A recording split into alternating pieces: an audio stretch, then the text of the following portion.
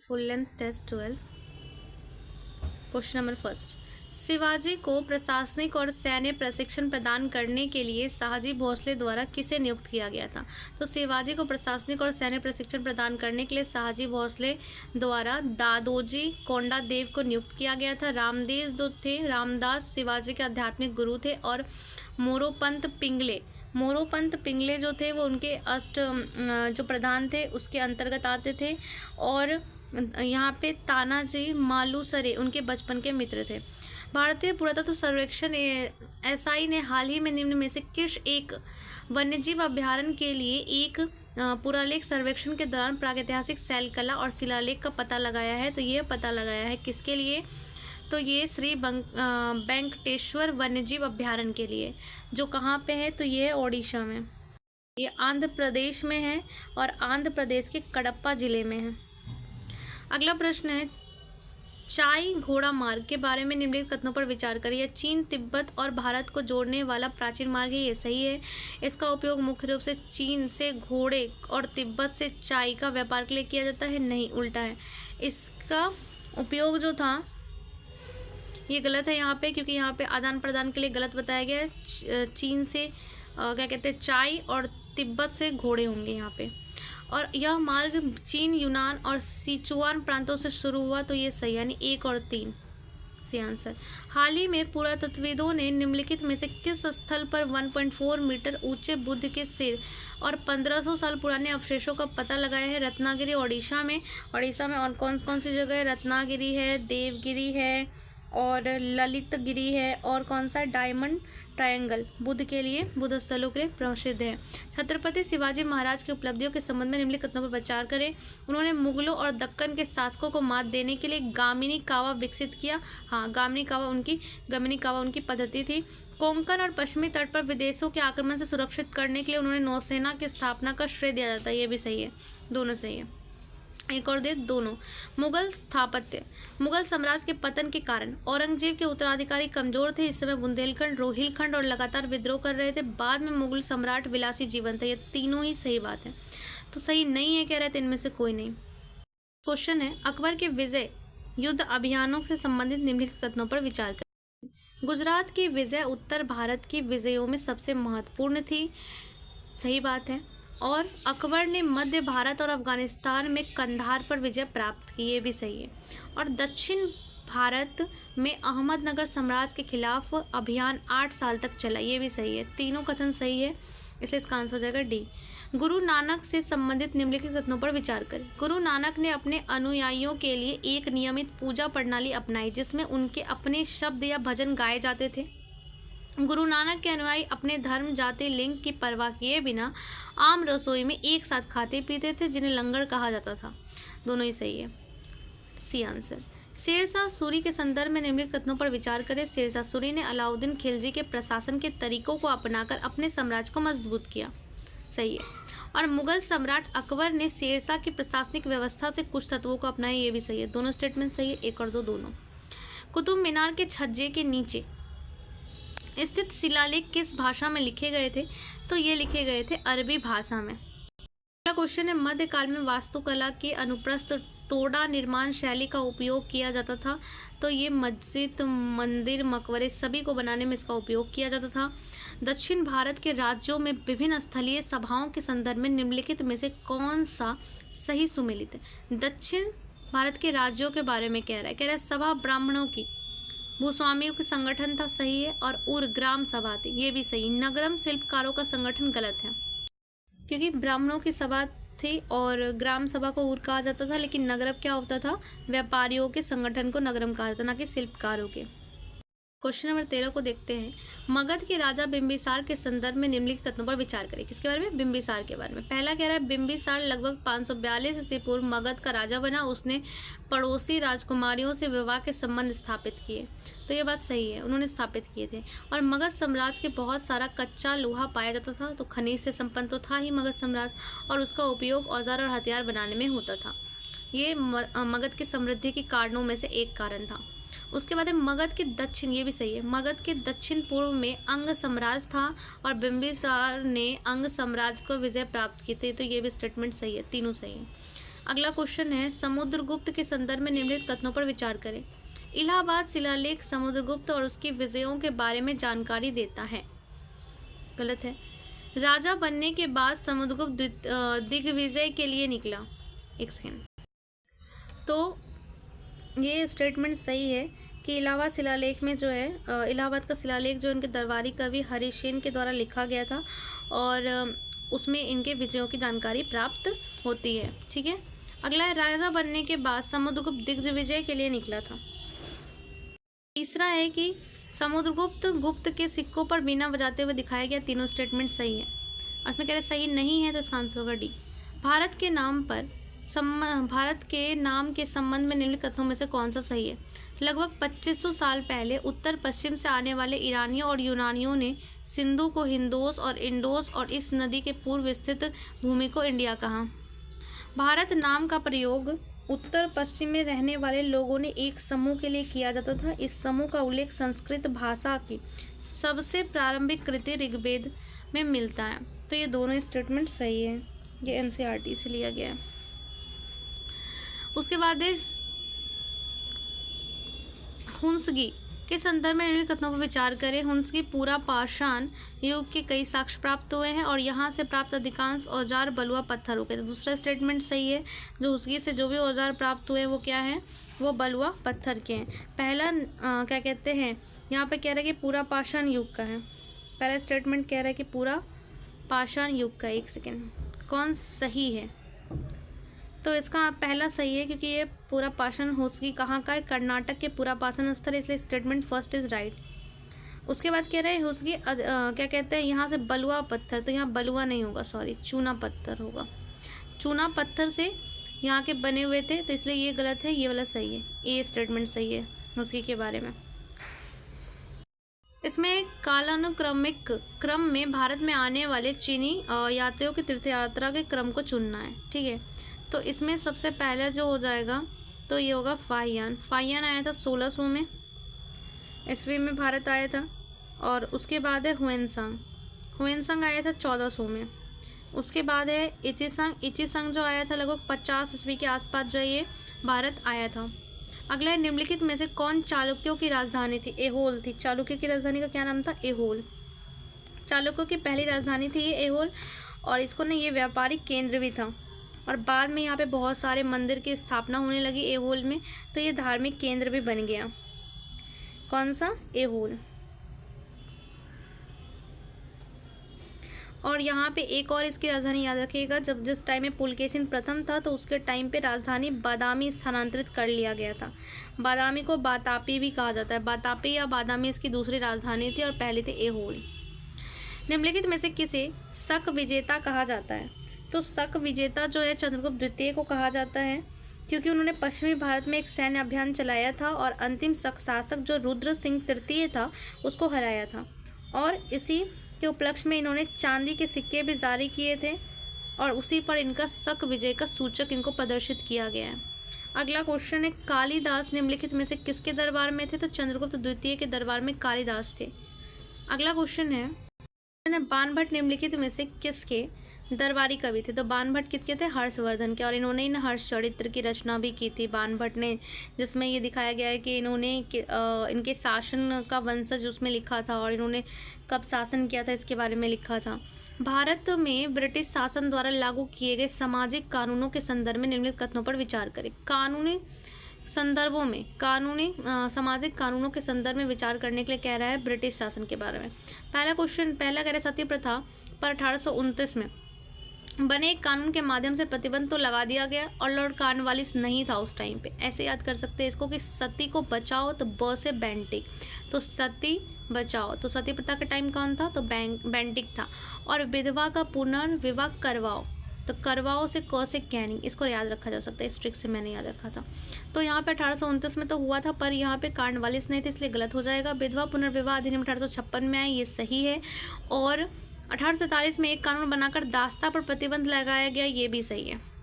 अगला है 1857 के विद्रोह के बाद सेना पुनर्गठन के संदर्भ में निम्नलिखित कथनों पर विचार करें। कह रहे यूरोपीय सैनिक और ब्रिटिश सैनिक इकाइयों का विलय कर दिया गया। भारत में 2 वर्गों में बांटा गया, एक बहादुर लड़ाकों और दूसरा बहादुर लड़ाके नहीं हूँ। और तीसरा है सैनिकों को 1:2, तो 1:2 में तो नहीं बांटा गया था, तो ये गलत है। इसका 3 यहाँ पे कह रहा है निम्नलिखित में से कौन सा सही नहीं है, तो ये इसका गलत हो जाएगा। यहाँ पे 1857 का जो विद्रोह हुआ था उसमें इनकी सेना को पुनर्गठित किया गया था। 1859 में क्या किया गया था, प्रांतों को अलग अलग सेनाओं को एकीकृत किया गया था। 24 नंबर क्वेश्चन है अंग्रेजों द्वारा गठित स्थानीय शासन के संदर्भ में निम्नलिखित कथनों पर विचार करें। 1882 के बाद ग्रामीण क्षेत्रों में जिला बोर्डों का गठन किया गया। 1882 के बाद स्थानीय शासन की संस्थाओं को निर्वाचित सदस्यों को भी शामिल किया गया, लेकिन अमीर लोगों के मतदान करते थे, गरीब नहीं, ठीक है। और भारतीय नेताओं में ग्राम स्तर पर स्थानीय स्वशासन की व्यवस्था स्थापित करने की मांग की तो नहीं, ऐसा तो क्या कहते हैं, ये तीनों ही क्या होगा, सही है। इसमें तीनों ही 1, 2 और 3 स्टेटमेंट सही है। अगला है 1857 के बाद भारतीय राजाओं के प्रति ब्रिटिश नीति के संदर्भ में निम्नलिखित कथनों पर विचार कीजिए। महारानी विक्टोरिया ने 1876 में अधिनियम के तहत भारत के साम्राज्य की उपलब्धि धारण की और 1876 में किया था, ये सही है। जब उत्तराधिकारी नाबालिग होगा तो अंग्रेज राज उस पर शासन करेंगे, ये भी सही है। और राज्य के उत्तराधिकार के हर मामले में ब्रिटिश राजशाही और भारत के प्रतिनिधि वायसराय की अनुमति प्रदान करना आवश्यक हो गया, ये तीनों ही चीज़ सही है। अगला क्वेश्चन है हाल ही में समाचारों में रहे कोलबेलिया नृत्य समुदाय के संदर्भ में निम्नलिखित कथनों पर विचार करें। कोलबेलिया नृत्य कह रहा है यह राजस्थान का एक लोक नृत्य है जो पारंपरिक रूप से इसी नाम के समुदाय के द्वारा किया जाता है। और कह रहा है जिसे सपेरा या सांप आकर्षण के रूप में भी देखा जाता है, तो ये बिल्कुल सही है। और उसके बाद कह रहा है कि नृत्य की हरकतें वेशभूषा कामुक और सर्प की हरकतों का याद दिलाता है, ये भी सही है। इनकी अनूठी संस्कृति अभिव्यक्ति की मान्यता में यह मानवता की अमूर्त सांस्कृतिक विरासत यूनेस्को प्रतिनिधि सूची शामिल में अंकित है, तो ये भी सही है। तीनों स्टेटमेंट सही है। अब महाराष्ट्र में गणेश चतुर्थी के जुलूसों के दौरान किया जाने वाला एक पारंपरिक लोक नृत्य कौन सा है, तो वो लेजिम है। कौन सा किया जाता है, लेजिम किया जाता है। कल्याण चालुक्य युग के कन्नड़ शिलालेख हाल ही में कंकल गांव में खोजे गए हैं। कल्याण चालुक्य के कौन सा शिलालेख खोजे गए हैं, तो ये जो है कन्नड़ शिलालेख खोजे गए हैं। कहाँ पे, कंकल गांव में खोजे गए हैं। यह पुरातत्व स्थल वर्तमान में किस राज्य में स्थित है, तो तेलंगाना में स्थित है। क्वेश्चन है कि स्थल सशस्त्र बलों के औपनिवेशिक प्रभावों को खत्म करने के लिए प्रयासों के तहत कोलकाता के फोर्ट विलियम में हाल ही में नाम बदलकर विजय दुर्ग कर दिया गया। क्या नाम रखा गया, नया नाम विजय दुर्ग। अगला कह रहे हैं पगड़ी संभाल जट्टा आंदोलन के संदर्भ में कथनों पर विचार करिए। पंजाब के ब्रिटिश प्रशासन की दमनकारी कृषि नीतियों के खिलाफ सरदार अजीत सिंह के नेतृत्व में एक किसान आंदोलन था, तो ये स्टेटमेंट बिल्कुल सही है। आंदोलन का प्रतिनिधि नारा कह रहा आंदोलन का जो नारा था वो था पगड़ी संभाल जट्टा आंदोलन नेता अजीत सिंह द्वारा किसान के गौरव को बढ़ाने के लिए गढ़ा गया था, तो ये गलत है। कैसे, इसको देखेंगे अभी। और यह आंदोलन 1907 में पंजाब उपनिवेशीकरण अधिनियम जैसे ब्रिटिश कानूनों की सीधी प्रतिक्रिया के रूप में हुआ, तो ये स्टेटमेंट जो है बिल्कुल सही है। यहाँ पे जो है कह रहा है कि ये नेशन देखेंगे तो ये जो मतलब नारा है इसको इन्होंने गढ़ा नहीं थे, इसको गढ़ा था किसने, झांग सियाल अखबार के संपादक बांके दयाल ने इसको लिखा हुआ था। और इन्होंने क्या किया था, केवल इसको फेमस किया था। क्वेश्चन आर्थिक सर्वेक्षण 2025 के अनुसार वित्त वर्ष 2025 में भारत के लिए अनुमानित वास्तविक जीडीपी वृद्धि दर क्या है, तो 25 के लिए जीडीपी वृद्धि दर क्या है, 6.4%। अगला है बजट की शुरू की गई प्रधानमंत्री धन्य कृषि योजना विशेष रूप से क्या समर्थन करना है, इसका मतलब कृषि धन्य योजना के बारे में। तो कह रहे हैं शहरी क्षेत्रों की बागवानी को बढ़ावा देना, नहीं। 100 कम उपज वाले जिलों के कृषि उत्पादन को बढ़ाना, तो हाँ ये सही आंसर है, 100 कम उपज वाले कृषि जिलों को बढ़ावा देना। क्वेश्चन है रुपया डॉलर स्वैप नीलामी के संदर्भ में निम्नलिखित कथनों में से कौन सा सही है। यह भारतीय रिजर्व बैंक यानी आरबीआई द्वारा तरलता और मुद्रा की अस्थिरता का प्रबंधन करने के लिए उपयोग में लाया जाने वाला एक मौद्रिक उपकरण है, तो ये सही है। अगला है पहले चरण में बैंक आरबीआई को भारतीय रुपए देते हैं फिर अमेरिकी डॉलर प्राप्त करते हैं, तो ये गलत है। और स्वैप के बैंकों द्वारा निर्दिष्ट अवधि के बाद पूर्व सहमत दर पर अमेरिकी डॉलर को फिर से खरीदने की प्रतिबद्धता शामिल है, तो ये भी सही है, 1 और 3।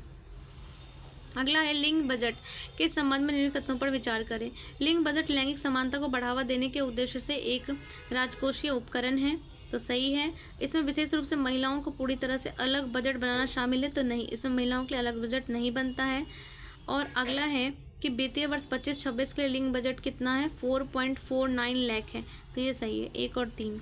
भारत में क्रय प्रबंधन सूचकांक PMI किसके द्वारा जारी किया जाता है, तो ये S&P ग्लोबल द्वारा जारी किया जाता है। क्रय प्रबंधन सूचकांक PMI S&P द्वारा जारी किया जाता है। अगला है बैलेंस शीट किसी भी फर्म की संपत्ति को देनदारियों को एक रिकॉर्ड है। निम्नलिखित में से कौन सी वस्तुएं बैंक की संपत्ति के रूप में वर्गीकृत है। किसानों को जो ऋण देते हैं वो, और RBI के पास जमा नकदी। ग्राहकों की जो सावधि जमा है यहाँ पे वो नहीं होगा इसमें। किसानों को जो ऋण बैंक ने दिया है वो, और RBI के पास जो जमा नकदी है वो। अगला क्वेश्चन है किस देश के सकल घरेलू उत्पाद GDP उस देश के लोगों की भलाई का सूचकांक नहीं है, क्योंकि क्या कारण है कि भलाई का सूचकांक नहीं है। पहला, घर पर महिलाओं द्वारा की जाने वाले घरेलू सेवाओं को उसमें शामिल नहीं करता है, तो बिल्कुल सही है। कंपनियों के कारण होने वाली नकारात्मक बाधाएं, ये भी सही है, इसका भी ध्यान नहीं रखता है। और नागरिकों के बीच असमानता, ये तीनों इसका आंसर होगा। 1, 2, 3। क्वेश्चन है भारत में कृषि जनगणना के बारे में निम्नलिखित कथनों पर विचार कीजिए। कृषि जनगणना यह हर 5 साल पर केंद्रीय क्षेत्र योजना के रूप में किया जाता है, तो ये सही है। और यह पहली बार 1920-21 में किया गया था, ये स्टेटमेंट गलत दिया हुआ है। 20-21 में पहली बार नहीं किया गया था, पहली बार 1970-71 में हुआ था, और यह विश्व कृषि जनगणना के एक भाग के रूप में आयोजित किया जा रहा है, तो ये भी सही है, यानी 1 और 3 जो है वो सही आंसर है। अगला है प्राथमिक घाटा किसके बीच अंतर के रूप में परिभाषित किया जाता है। प्राथमिक घाटा कह रहे राजकोषीय घाटा और पूंजीगत संपत्ति के निर्माण के अनुदान के लिए नहीं, राजकोषीय घाटा और शुद्ध ब्याज देनदारियों के लिए। राजकोषीय घाटा और शुद्ध ब्याज देनदारियों के बीच का जो अंतर होता है वही प्राथमिक घाटा कहलाता है। राष्ट्रीय शिक्षा नीति NEP 2020 के तहत त्रिभाषा नीति के संदर्भ में निम्नलिखित कथनों पर विचार करें। यानी कि राष्ट्रीय शिक्षा नीति के तहत जो त्रिभाषा नीति थी वो क्या है। कह रहे राज्य और छात्र दोनों भाषाओं को चुनने के लिए छूट, दोनों को चुनने के लिए छूट है, जिसमें कम से कम 2 भारत की मूल की भाषाएं होनी चाहिए, तो सही है। उसके बाद है NEP 2020 सभी राज्यों में हिंदी को अनिवार्य भाषा बनाती है, तो नहीं, अनिवार्य तो नहीं बनाती है। यह कम से कम ग्रेड 5 तक या अभी मानता ग्रेड 8 तक घरेलू भाषा को, मातृभाषा का शिक्षा को प्रोत्साहित करती है, तो ये सही है। और संस्कृत को त्रिभाषा सूत्र के भीतर एक वैकल्पिक भाषा के रूप में रखा गया है, तो ये भी सही है। अगला है भारत में लोकपाल संस्था के संबंध में निम्नलिखित कथनों पर विचार करें। लोकपाल की अवधारणा 1809 में स्वीडन में उत्पन्न हुई। भारत में यह विचार पहली बार 1960 के दशक में कानूनी मंत्री अशोक सेन द्वारा संसद में प्रस्तावित किया गया था, ये सही है। लोकपाल की अवधारणा कब आई थी? पहले 1809 में स्वीडन में उत्पन्न हुई थी, और भारत में यह विचार पहली बार 1960 में दशक में आई थी। कानूनी मंत्री अशोक कुमार सेन द्वारा संसद में प्रस्तावित किया गया था। अगला को कह रहा है कि लोकपाल का अधिकार क्षेत्र प्रधानमंत्री, केंद्रीय मंत्री, संसद सदस्य, सरकारी कर्मचारी और यहाँ पे और उच्चतम न्यायालय के न्यायाधीशों पर, तो ये गलत है। नंबर क्वेश्चन है कि उच्च न्यायालय संविधान के अनुच्छेद 224A के तहत संदर्भ न्यायाधीश नियुक्त हो सकते हैं, और तदर्थ न्यायाधीश को किसी उच्चतम न्यायालय के तभी नियुक्त किया जा सकता है जब न्यायिक रिक्तियाँ स्वीकृति शक्ति से 20% अधिक हो गई हो, तो ये पहला सही है लेकिन दूसरा गलत है। यहाँ पे भारतीय संविधान की प्रस्तावना के संदर्भ में निम्नलिखित कथनों पर विचार करें। प्रस्तावना विधायिका को शक्ति का स्रोत है। प्रस्तावना विधायिका की शक्तियों का निषेध है। प्रस्तावना भारतीय संविधान के अधिकार स्रोतों को प्रकट करती है, और यह गैर न्यायोचित है, तो 3 और 4 सही होगा। गैर न्यायोचित है और इस स्रोत के शक्ति को प्रकट करती है। राष्ट्रीय आपातकाल के 45 नंबर क्वेश्चन है, राष्ट्रीय आपातकाल के प्रभावों के संदर्भ में निम्नलिखित कथनों पर विचार करें। राज्य सरकारें केंद्र के पूर्ण नियंत्रण में आ जाती है, हालांकि उन्हें निलंबित नहीं किया जा सकता है। और यहाँ पे दूसरा है कि यह राज्य विधायिका के विधायी शक्ति को निलंबित कर सकती है, तो नहीं, ये गलत है। और राष्ट्रपति केंद्र से राज्यों के वित्त के हस्तांतरण को रद्द कर सकता है, तो ये भी सही है और ये भी सही है, यानी कि 1 और 3 यानी कि सी आंसर होगा। यहीं तक रखते हैं इसमें, नेक्स्ट पार्ट में 46 से देखेंगे।